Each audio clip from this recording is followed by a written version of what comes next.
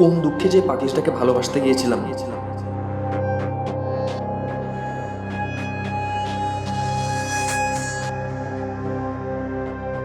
এতক্ষণ তো কল ধরছিল না, এখন আমার মোবাইলটা বন্ধ করে রেখেছে। কখন যে কি করে বসে তার তো কোনো ঠিক নেই। কিছু করি এখন।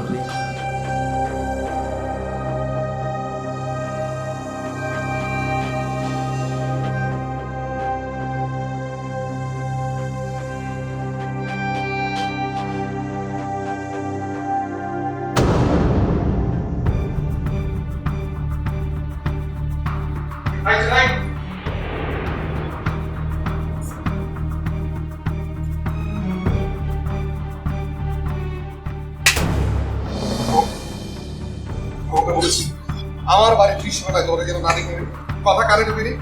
একটা বাড়ির সামনে চোরের মতো দৃশ্য করতে লজ্জা করে না? ভাইয়া আমি আর একটা কথা না, নট আ সিঙ্গেল ওয়ার্ড। তুমি যদি এই মুহূর্তে এখান থেকে না যাও, আমি তো পুলিশ ডাকবো।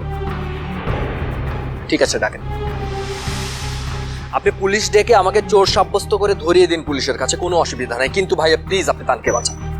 তানিকে বাঁচাবো মানে? তানি কি হয়েছে? বিশ্বাস করেন ভাই, আমি এত রাতে আপনাদের বাসার সামনে আসতে চাই। আমি একটা চায়ের দোকানে বসে চা খাচ্ছিলাম, এর মধ্যে তানি ফোন করে আমাকে ডাকলো। আমাকে ডেকে বললো যে তুই কই, তুই তাড়াতাড়ি আয়।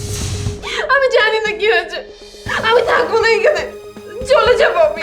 তানি প্লিজ, তানি প্লিজ দেখ, এভাবে আসলে পালিয়ে গেলে তোর বাবা মা, তোর ভাইয়া সবচেয়ে বেশি কষ্ট পাবে। আর ঠিক আছে, থাক তুই, আমার লাগবে না, তোকে লাগবে না, কাউকে লাগবে না।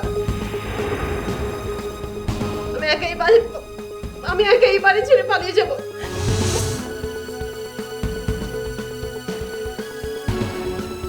আমি ওকে অনেক ভালো করেছি, ও একটা পাগল।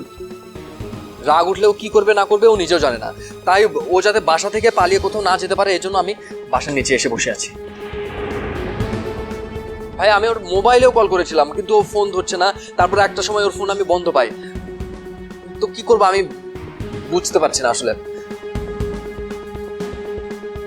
তারপর কোনো কিছু না চিন্তা করতে পেরে ভাইয়া আমি আপনাকে ডাকার জন্যই আমি ভেতরে যাচ্ছিলাম, যে দারোয়ানের সাথে একটু কথা বলতে। আপনাকে যদি একটু ডেকে দেয় তাহলে আমি একটু আপনাকে জিনিসটা বুঝিয়ে বলতাম, কারণ আপনার নাম্বার তো আমার কাছে নেই।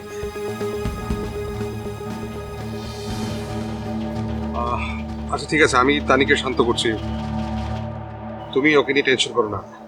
তুমি বরং এখন বাসায় যাও, এত রাতে বাইরে থাকা ঠিক না।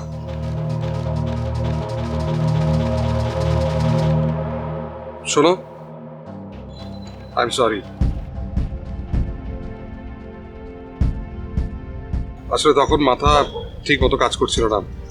I am really sorry.